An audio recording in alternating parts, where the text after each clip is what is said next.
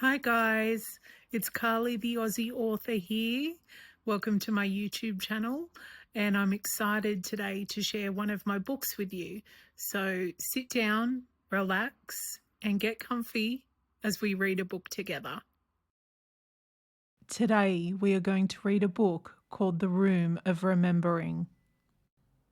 One night while Evie was dreaming, she stepped through a door that she didn't remember opening.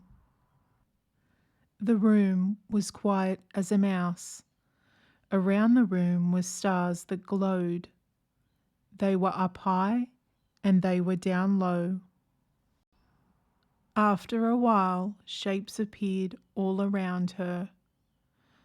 The shapes were glowing like candlelight in the fog. At first, Evie thought they were ghosts, but they didn't feel scary, and they didn't look scary. They felt familiar. One soul glowed blue and giggled like her old neighbour Mr. Edwards, who always waved from his porch. Another purred with orange fur.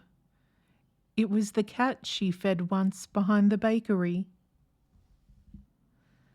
Then she saw her grandma's soul, warm and pink, knitting a scarf that stretched into the stars. But not all the souls Evie saw had passed away. Some were people Evie had only seen just once. A girl she helped when her papers blew across the playground.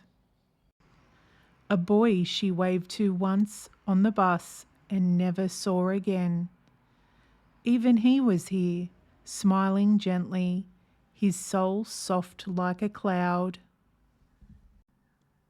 Even tiny souls hovered around her. Evie saw a bee she rescued from a puddle and a bird she helped back into its nest. Some glowed bright, some barely flickered, but they were all part of Evie's story. One soul danced with music as the old man played a violin in the subway. Evie remembered she had stopped and smiled.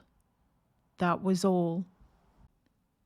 Evie sat down in the glowing room, and the souls gathered close. "I don't understand," Evie whispered. "Why are you all here?" A voice answered, not loud, not quiet, but everywhere at once.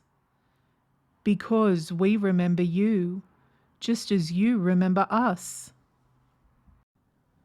"But I only met you for a moment," Evie said.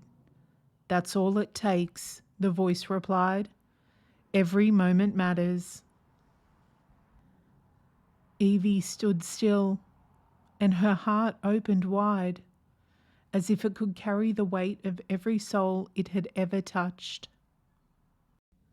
The smallest souls were glowing now, souls she had thought would barely remember her, but they did, like the spider she had carried outside instead of squishing.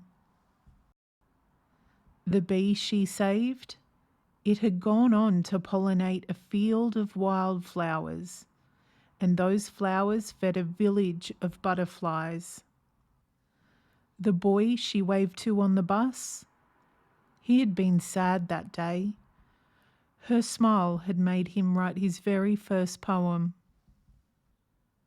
A thirsty dog she offered water to at the local park, it learned the world could be kind, and it has wagged its tail at strangers ever since. Every small thing she had done had become something big for someone else. "Will I see you again?" Evie whispered. "Always," said one soul. "We are in everything kind you leave behind." And as Evie woke up from her dream, its glow stayed in her heart, ready to shine with her next small act of kindness. Always remember, every kindness leaves a light behind. The end.